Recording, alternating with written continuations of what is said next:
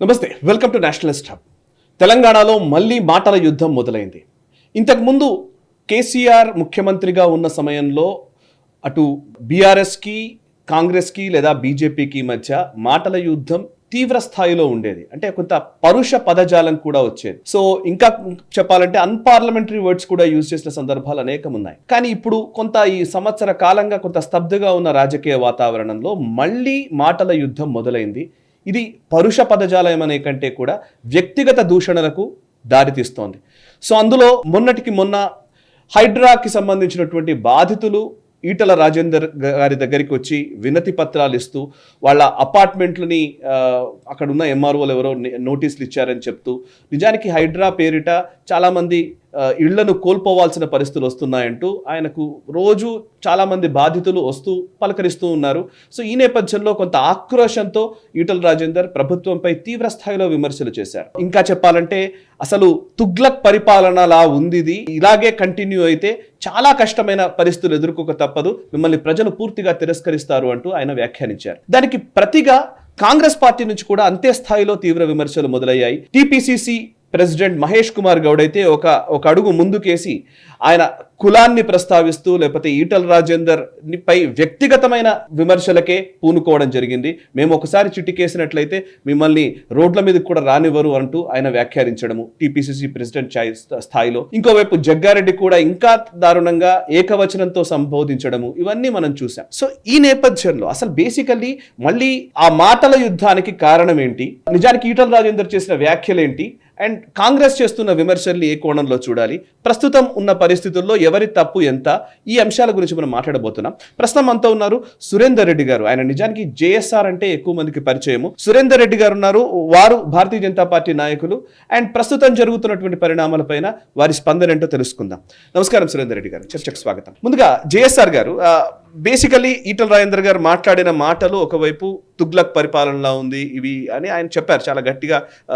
ఒక రకంగా చెప్పాలంటే ఒక స్టేజ్లో నాకు అనేదాకా పోయారు. సో నిజానికి ఈటల రాజేందర్ గారిని ఎప్పుడు అంత తీవ్రంగా మాట్లాడడం చూడలేదు. ఆయన ఆవేదన వల్లనో ఇంకోటో చాలా కారణాలు ఉండవచ్చు గాక, బట్ ఒక నెక్స్ట్ లెవెల్ ఆఫ్ విమర్శల దాకా వెళ్ళిపోయారు. సో దానికి ఇప్పుడు కాంగ్రెస్ నుంచి అందరూ విమర్శలు చేయడం మొదలు పెట్టారు. అండ్ స్పష్టంగా చెప్పాలంటే ఈటలపై టార్గెట్ చేసుకునే మాట్లాడడం జరిగింది. ఈటల గారు అధ్యక్ష పదవి గురించి మాట్లాడుతూ ఇవన్నీ చేస్తూ ఉన్నారు. సో కిషన్ రెడ్డి గారి గురించి, సంజయ్ గారి గురించి, ఈటల గారి గురించి మాట్లాడుతున్నారు. కాంగ్రెస్ ప్రతిస్పందన ఇది, లేదా కాంగ్రెస్ వైఖరిని మీరు ఎలా చూస్తారు? కాంగ్రెస్ వైఖరిని ఇప్పుడున్న పరిస్థితుల్లో వాళ్ళ అసమర్థతను వాళ్ళు ఎత్తి చూపుతున్నట్టు. ఎందుకంటే ఈటల రాజేందర్ గారు మాట్లాడినది సింపుల్ ఒకటే మాట చెప్పినారు, ఏంటంటే ఇది ఒక తుగ్లక్ పాలన ఉన్నదని. ముమ్మాటికి తుగ్లక్ పాలననే ఉంది. ఎందుకంటే ఈటల రాజేందర్ గారి దగ్గరికి ఇంత పెద్ద నియోజకవర్గంలో వచ్చిన వాళ్ళు పేదవాళ్ళు, చిన్న చిన్న రూమ్లు కట్టుకొని ఉన్నవాళ్ళు, ఈ హైడ్రా బాధితులు. హైడ్రా నిజంగానే కనుక కరెక్ట్ హైడ్రా అయితే దాన్ని చేయడం వేరు, ఇది హైడ్రామా లెక్క ఉంది. ఏంటంటే పెద్దోళ్ళ ఇండ్లు కులగొట్టి నువ్వు పేదోళ్ళ దగ్గర రావాలి. పెద్దోళ్ళ ఎకరాలలో ఉన్న ఇండ్లను ఏమనుకుంటా, గడిలు ఏమనుకుంటా, చిన్న 30 గజాలు 50 గజాలలో ఇల్లు కట్టుకున్న దగ్గరకు వచ్చి అంటున్నప్పుడు వారికి వచ్చిన బాధను చూసి వారు అన్నారు, అరే ఇంత చిన్న వాళ్ళని ఇంత గోసవుచ్చుకోవాల్సిన అవసరం ఏంది. అది కూడా వాళ్ళకి ఎప్పుడో అప్పుడున్న కాంగ్రెస్ ప్రభుత్వం అలాంటి చేసినాయి. దాంతో అన్నది తుగ్లక్ పాలన అని. ఎస్, ముమ్మాటికి తుగ్లక్ పాలనే అన్నది ఈటల రాజేందర్ గారు అంటున్నదాన్ని మేము కూడా భారతీయ జనతా పార్టీని సమర్థిస్తాం. ఎందుకు అంటే ఏ ఒక్క డెసిషన్ కూడా వాళ్ళు అన్న 6 గ్యారంటీలు చేయలేక ఇప్పుడు ఏంటంటే ఏదో ఒకంగా భారతీయ జనతా పార్టీని, ఇక్కడ ఈటల రాజేందర్ గారు అన్నట్టు కాదు, భారతీయ జనతా పార్టీని ఒక టార్గెట్ చేయాలనుకుంటారు. ఎందుకంటే వాళ్ళకి క్లియర్ కనబడుతుంది ఇప్పుడు బీఆర్ఎస్ పార్టీ మునిగిపోతున్నది అనేది క్లియర్గా అందరికీ లోకమెరిగిన. ఇప్పుడు war between Congress and BJP ఉంది. సో బీజేపీని ఎట్లా తగ్గిద్దామనే ప్రయత్నంలో మాట్లాడుతున్నారు. కానీ బేసికల్గా మహేష్ కుమార్ గౌడ్ గారు అట్లా మాట్లాడే నేచర్ కూడా, వారు కూడా ఫ్రస్ట్రేషన్కి వచ్చినారు. ఎందుకంటే వాళ్ళ పార్టీలో జరుగుతున్న సందర్భాలు కావచ్చు, లేకపోతే రేవంత్ రెడ్డి గారి ఉన్న ప్రెషరే అనుకోండి మాట్లాడుతున్నారు. ఓకే, సో అయితే ఒక సందర్భంలో కొంత వ్యక్తిగతంగా పోయిన పరిస్థితి ఉంది. మహేష్ కుమార్ గారు చేసిన వ్యాఖ్య నేను చెప్తా అవుతున్నాను. సో ఈటల రాజేందర్ రెడ్డి అని 2-3 సార్లు ఆయన దాన్ని మళ్ళీ రీఇటరేట్ చేశారు, రాజేందర్ రెడ్డి రెడ్డి రెడ్డి అని. సో ఏంటిది, దీన్ని ఎట్లా అర్థం చేసుకోవాలి? సాయి గారు, మీరు మొత్తం అది చూసినారో లేదో ఇంటర్వ్యూ నాకు తెలియదు, కానీ రాసిస్తే మాట్లాడినట్టు ఒక 2 సార్లు అనగలిగినాడు. ఆ తర్వాత మాట్లాడుతూ మళ్ళా ఈటల రాజేందర్ గారు మీరు సౌమ్యులు, మీరు ఇట్లా మాట్లాడతారు అన్న వర్డ్స్ మాట్లాడుతున్నారు. అంటే ఏదో వాళ్ళ పార్టీ నాయకులు ఎవరో చెప్తే అన్నదే, కానీ వారికి కూడా వస్తలేదు మనసాక్షి, ఏదో వారు చెప్తున్న టైంలో అనాలే కాబట్టి అంటున్నారు. కానీ ఈటల రాజేందర్ గారు రెడ్డి అనడానికి ఒకటే ఒక కారణం, వారి వైఫ్ రెడ్డి కాబట్టి. ఓకే, అదే కనుక కాంగ్రెస్ పార్టీదో లేకపోతే పిసిసి అధ్యక్షుని కనుక అదే ఫామ్లో అయితే మరి దామోదర్ రాజనరసింహారెడ్డి గారిని సంబోధించగలుగుతారా ఏదన్నా మినిస్ట్రీ గారిని సంబోధించేటప్పుడు? లేకపోతే ఇంకొక వాళ్ళు ఉన్నారు ఇప్పుడు వీళ్ళ దాంట్లో మన బట్టి విక్రమార్క గారు ఉన్నారు, వారి వైఫ్ కూడా గుజరాతీ, వారిని కూడా అట్లా సంబోధించగలుగుతారా? లేకపోతే ఇప్పుడు కూడా ఏదైతే ఈటల రాజేందర్ గారి మీద మాట్లాడినారో జగ్గారెడ్డి గారు కూడా అట్లనే మ్యారేజ్ చేసుకున్నారు, వారి వైఫ్ నాకు తెలిసినంత వరకు గౌడ్. సో ఒకవేళ వైఫ్ పేరే కనుక ఈటల రాజేందర్ గారికి రెడ్డి అంటే మరి జగ్గారెడ్డి గారిని కూడా జగ్గా గౌడ్ అనగలుగుతారా? ఎందుకో ఏదో ఎవరో చెప్పి ముఖ్యమంత్రి గారు ప్రెషర్లకు వచ్చి అన్నారు, కానీ అది వారు కూడా మనస్సాక్షికి తెలుసు వారు అన్నది తప్పని. ఓకే సరే, ఇంకొక వైపు కేసీఆర్ వైపు మళ్ళీ చూస్తున్నారా ఈటల రాజేందర్ అడుగుతున్నారు. అంటే ఆయన మాట్లాడిన దాంట్లో ఏంటంటే బీజేపీ అధ్యక్ష పదవి రాకుండా కిషన్ రెడ్డి అడ్డుకుంటున్నారు, అండ్ సంజయ్ గారు లేకపోతే కిషన్ రెడ్డి గారు ఇట్లాంటి అంటే ఇంటర్నల్ రిఫ్ట్ గురించి మాట్లాడుతున్న పరిస్థితి, బీజేపీలో అంతర్గత విభేదాల గురించి ప్రస్తావిస్తున్న పరిస్థితి. అంటే ఈ అంతర్గత విభేదాల్లో ఉన్న ఫ్రస్ట్రేషన్ తోటే ఈటల రాజేందర్ ఇలా మాట్లాడుతున్నారా అనేది మహేష్ గౌడ్ గారి వాదన. అంటే పచ్చకామెళ్ళ వాళ్ళకు లోకమే పచ్చగా కనబడుతుంది. అంటే అంతర్గత విభేదాలకు ఏదన్నా ప్లేస్ ఉన్నది అంటే అది గాంధీ భవన్ లేకపోతే Congress party. Bharatiya Janata party with difference ఉంటుంది. ఎందుకంటే కాంగ్రెస్ పార్టీలో డిసైడ్ చేయాలంటే కేవలం అమిత్ షా గారు కూడా చెప్పారు, ఎవరు చెప్పినా ఓ 5 ఓ 4 డిసైడ్ చేయాలి. కాంగ్రెస్ పార్టీ అధ్యక్షుడు ఎవరు కావాలంటే సోనియా గాంధీ రాహుల్ గాంధీ డిసైడ్ చేయాలి. బట్ భారతీయ జనతా పార్టీ అధ్యక్షుడు డిసైడ్ చేయాలంటే 15 కోట్ల జనాభాలోకి వెళ్ళి సెలక్షన్లో వస్తుంది కాబట్టి దానికి ప్రాసెస్ పడుతుంది. ఆ ప్రాసెస్లో డిలే అవుతుంది. కానీ కిషన్ రెడ్డి గారు ఇంకోళ్ళు లేకపోతే మా బండి సంజయ్ గారు చేస్తున్నారు అంటే అది వీళ్ళ అవివేకం. ఎందుకంటే ఎవరికి అవకాశం వచ్చినప్పుడు వాళ్ళు దేశం కోసం ధర్మం కోసం పనిచేసే పార్టీ భారతీయ జనతా పార్టీ. ఇక మీరు ఇంకో విషయము కేసీఆర్ దిక్కు చూస్తున్నారా ఈటల రాజేందర్ గారు? ఈటల రాజేందర్ గారు పార్టీలు మారే వ్యక్తి కాదు. కేసీఆర్ అభద్రతా భావంతో ఈటల రాజేందర్ గారిని బయట పంపించి వారిని అప్పుడు అధికారంలో ఉండి అధికార దుర్వినియోగం ఎట్లా చేయగలుగుతారు కేసీఆర్ గారు అనే దానికి నిదర్శనం. ఒక అధికారాన్ని ఎట్లా దుర్వినియోగం చేయాలంటే కేసీఆర్ గారు నిదర్శనం. మరి ఒక్క కేసు అన్న పెట్టినారా? ఏదో పెట్టి వారికి ఉన్న టీవీ ఛానళ్లనో లేకపోతే పేపర్లనో ఎక్కడో చేసినారు, ఒక కేసు కూడా పెట్టలేదు. కావాలని వారిని పార్టీలోకి వెళ్ళి సస్పెండ్ చేస్తే వారు భారతీయ జనతా పార్టీలో చేరినారు. అంతేగాని మళ్ళీ కూడా నాకు తెలిసి భారతీయ జనతా పార్టీని విడిచి ఆయన జీవిత కాలంలో వేరే పార్టీలకు వెళ్ళరు. చూడడం అన్నది వీళ్ళకి ఏంటంటే ఏదో ఒకటి అభాండ వేయడమే, కానీ అట్లాంటిది. కానీ ఇంటర్నల్గా సమస్యలు ఉన్నాయని అంటున్నారు. ఇంటర్నల్గా సమస్యలు ఉన్నాయి. ఇంటర్నల్గా ప్రతి ఇంట్లో ఉంటాయండి ఇష్యూస్, ఉండయి అని అంటలేము. బట్ టు వాట్ ఎక్స్టెంట్ మాది బయటకు రాదు. ఏదో సోషల్ మీడియాలో వచ్చినదా లేకపోతే ఎవరో ముమ్మాటికి డిసిప్లిన్కి నిదర్శనం ఎవరైనా ఉన్నారంటే Bharatiya Janata party. Okay, so ఇప్పుడు మరి సంజయ్ గారు, ఈటల రాజేందర్ గారు లేకపోతే కిషన్ రెడ్డి గారు, సో ఈ అన్ని వ్యవహారాల్లో నిజానికి ఇప్పుడు కాంగ్రెస్కి సంబంధించి అవినీతి గురించి చాలా విషయాలు మాట్లాడుతూ ఉంటారు, ఇవన్నీ మాట్లాడుతూ ఉంటారు. నిజానికి ఇప్పుడు ముగ్గురి మధ్య సఖ్యత ఉందా? మాటికి ఉందండి. వీళ్ళంతా ఆకలి బాధ తెలిసిన వాళ్ళు, చిన్న కుటుంబంలో అంటే మా బండి సంజయ్ గారిని తీసుకోండి, గల్లీకి వెళ్ళి ఢిల్లీ వరకు ఎదిగినారు. ఒక కార్పొరేటర్గా ఉండి అంచెలంచెగా చేసి అంటే ఢిల్లీకి వరకు వెళ్ళినారు. వారు రాష్ట్ర అధ్యక్ష పదవి చేసినారు. ఈ రోజుకి కూడా వారు ఒక కిరాయి ఇంట్లో హైదరాబాద్లో ఉంటారు. నిజంగానే కూడా ఎంపీ అయి కేంద్ర మంత్రి అయితే పెద్ద పెద్ద ఎకరం ఇంట్లో కట్టుకోవచ్చు జూబ్లీలా, కానీ అట్లా చేస్తలేరు కదా. అంటే వారికి డిసిప్లిన్, వారు వచ్చిన బ్యాక్గ్రౌండ్ ఏంటిది, సంఘంకి వెళ్ళి వచ్చినారు. ఆ బ్యాక్గ్రౌండ్కి వెళ్ళి వచ్చిన వారికి డబ్బులు ఇంపార్టెంట్ కాదు, దేశము ధర్మము ఇంపార్టెంట్. కిషన్ రెడ్డి గారు వారు అదే బ్యాక్గ్రౌండ్, చిన్న పోస్ట్కి వెళ్ళి మెల్లగా వచ్చేసి ఈరోజు 3 సార్లు ఎమ్మెల్యే అయ్యి 2 సార్లు మంత్రి అయినారు కూడా. వారు ఇప్పటికీ ఫ్లాట్లోనే ఉంటారు.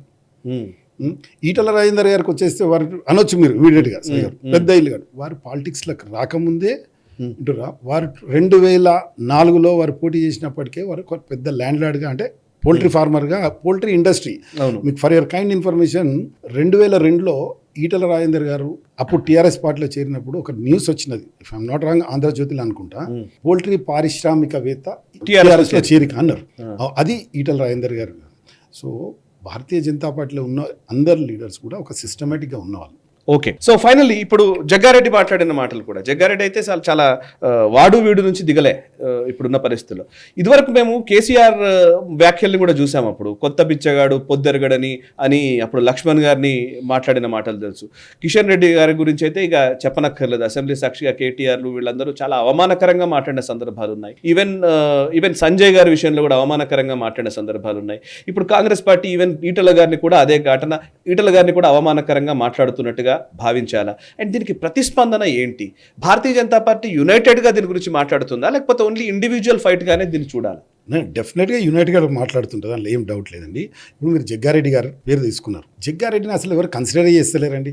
ఆయన ఒక లీడర్ కిందనే కన్సిడర్ అయినా ఏం మాట్లాడుతూ ఒక టిపికల్ రౌడీ లెక్క నేను సీటీ వేస్తే 10,000 మంది వస్తారు, ఇది కాదు కదండి. జగ్గారెడ్డి గారు వారి గురించి వారు చెప్పినారు గతంలో ఎన్నో సందర్భాలలో, నా ఫ్యామిలీ బ్యాక్గ్రౌండ్ ఇది, నేను ఇట్లా అని వారి చరిత్ర చూడండి. ఒక జీరో ఉన్న పర్సన్ను కేసీఆర్ని కలిసినారు, ఎమ్మెల్యే అయినారు. ఆ తర్వాత పాస్పోర్ట్ స్కామ్లలో వారి పేరు వచ్చినది. ఆ తర్వాత మళ్ళీ ఏదో కాళ్ళ ఇళ్ళ పడుకొని అక్కడ చదువుకున్నారు. ఆ తర్వాత కాంగ్రెస్లోకి వచ్చినారు. కాంగ్రెస్లో ఉన్నాక పిసిసి అధ్యక్షునిగా వీళ్ళ పార్టీ, ఎప్పుడన్నా వీళ్ళ పార్టీలో పిసిసి అధ్యక్షుడు వచ్చినారంటే 10 మంది తిడితేనే అది కంప్లీట్, అక్షింతలు వేసినట్టు పెళ్ళైనాక. అదే పిసిసి అధ్యక్షుడు పెడితే ఈయనే ఉన్నాడా 30 మార్కాన్ 40 మార్కాన్ అని మాట్లాడినాడు. మళ్ళీ ఆయనకు బిస్కెట్ వేయాల్సింది వేసేసిండు రేవంత్ రెడ్డి గారు, మళ్ళీ చల్లబడ్డాడు. ఇప్పుడు కొత్తగా ఒక సబ్జెక్ట్ మళ్ళీ చెప్పినట్టున్నారు, మళ్ళీ నీకు ఏదో అవకాశం ఇస్తా అన్నారు కాబట్టి ఏదో ఈటల రాజేందర్ గారి మీద మాట్లాడుతున్నారు, కానీ అసలు ఆయన లెక్క కిందకి కూడా తీసుకోరు. ఓకే, సో ఓకే, ఇప్పుడు ప్రస్తుతం వ్యక్తిగత ఫైటా ఇది? నిజానికి హైడ్రా విషయంలో కానీ మిగతా విషయంలో కానీ ఈటల గారు లేదా బీజేపీ స్టాండ్ పరంగా కాంగ్రెస్కి సంబంధించినటువంటి వ్యవహారాలన్నిటి మీద ఫైటా? ఇది కేవలం వ్యక్తిగతమైన ఫైటా? ఈ కాంగ్రెస్కి ఎప్పుడు వ్యక్తిగతమైన ఫైటే ఉంటుందండి. కాంగ్రెస్ ఎప్పుడు వ్యక్తిగతం, బట్ భారతీయ జనతా పార్టీకి always country first, party second, individual third. So మేము ఎప్పుడు థర్డ్ ఆప్ట్ చేసే ఛాన్సే ఉండదు. సో ఇప్పుడు ఉన్న పరిస్థితులలో వాళ్ళు వ్యక్తిగతంగా మాట్లాడుతున్నారు, కానీ డెఫినెట్గా భారతీయ జనతా పార్టీ యునైటెడ్గా, మీరు మొత్తం తెలంగాణలో అందరూ దీన్ని ఖండిస్తున్నారు, ప్రతి జిల్లాలో ఖండిస్తున్నారు, జిల్లా అధ్యక్షులు ఖండిస్తున్నారు, మా లీడర్లు ఖండిస్తున్నారు. ఇంకేం కావాలండి ఇంతకన్నా ఎక్కువ example? Right sir, thank you very much Surender Reddy గారు. చివరిగా మీరు ఏమైనా చెప్తారా కాంగ్రెస్ నాయకులకి? కాంగ్రెస్ నాయకులకు, కాంగ్రెస్ అన్నది ఇక ఇప్పుడున్న పరిస్థితులలో వాళ్ళు ఇప్పుడు లీడర్లు చెప్తుంటారు, కొన్ని విషయాలు చెప్పాలండి. లీడర్లు చెప్తుంటారు ఏంటంటే నెత్తివాంది కాదు కత్తివాంది కాదు అని మాట్లాడతారు. సో కాంగ్రెస్ వాళ్ళు ఏమైనా మాట్లాడతాం, మేము ఏది అడుగుతే అది ఇస్తామన్నారు. ఇలా బంగారం అన్నారు, ఇంకేదో అన్నారు, స్కూటీలు అన్నారు. వీళ్ళు ఏమి చేయలేరు. వాళ్ళు నిజంగా ఉన్న పరిస్థితుల్లో కూడా వాళ్ళు ఏం చేయలేకపోతున్నారు, ఫ్రస్ట్రేషన్లో ఉన్నారు. ఫ్రస్ట్రేషన్లో డెఫినెట్గా రానున్న రోజులలో భారతీయ జనతా పార్టీ మాత్రమే ఇక్కడ అధికారంలోకి వస్తుంది. ఆ విషయం వాళ్ళకు కూడా తెలుస్తుంది. అట్లీస్ట్ ఈ 3.5 ఏళ్ళన్నా దాచుకుందాం దోసుకుందాం అంటే అవకాశం లేదు. నిన్న కొండ సురేఖ గారు మాట్లాడినారు. ఏం మాట్లాడినారు? నా దగ్గరికి నేను మంత్రిగా ఉన్నప్పుడు కొన్ని ఫైల్స్ వస్తుంటాయి, వేరే మంత్రులు దానికి డబ్బులు తీసుకొని చేస్తుంటారు, నేను మాత్రం డబ్బులు తీసుకుంటలేను, నేను కేవలం మా స్కూల్ డెవలప్ చేయండి 4 కోట్ల రూపాయలు ఏదో అన్నట్టు గుర్తు, అట్లా పెట్టి డెవలప్ చేయండి అన్నారు, వాళ్ళు చేసినారు అని చెప్తారు. అంటే దీన్ని ఏంటండి, డబ్బులు తీసుకోకపోవచ్చు వారు ఇండివిజువల్గా, బట్ వారి కాన్స్టిట్యున్సీలో ఒక స్కూల్ కట్టిపోయాం అంటే ఎట్లున్నది? నేను డబ్బులు అయితే తీసుకోలేదండి, నేను కాకపోతే ఒక 20 తులాల బంగారం తీసుకున్నా అని ఎట్లయితే చెప్తున్నారో, ఇండైరెక్ట్గా వాళ్ళకి ఫేవర్ చేసి ఇక్కడ చేస్తా అని అంటున్నారు కదా. అంటే కాంగ్రెస్ పార్టీ అంటేనే ఎప్పుడు కరప్షన్కు నిలువెత్తు నిదర్శనం. సో కాంగ్రెస్ పార్టీ మునిగిపోతుంటుంది. కార్యకర్తలు కూడా అవకాశం కోసం చూస్తున్నారు. రానున్న రోజులలో లోకల్ బాడీస్లో కర్రు కాల్చి వాత పెడతారు. Right sir, thank you very much Surender Reddy గారు. సో చూసారు కదా, అది జేఎస్ఆర్ గారితో స్పెషల్ డిస్కషన్. యాక్చువల్లీ ఇప్పుడు మాటల యుద్ధం ఇంకే ఏ స్థాయికి వెళుతుంది అనేది చూడాల్సిన విషయం. అంటే కొంత స్తబ్దుగా ఉన్న తెలంగాణ రాజకీయాల్లో ఒక వాడి వేడి వాతావరణం ఈరోజు ఏర్పడింది. దీనిపై మీ అభిప్రాయాలు కూడా పంచుకోండి కమెంట్స్ ద్వారా. అండ్ ఈ వీడియోని లైక్ చేయండి, 10 మందికి షేర్ చేయండి. మనసా వాచా కర్మణ, దేశహితం కోసం నేషనలిస్ట్ హబ్.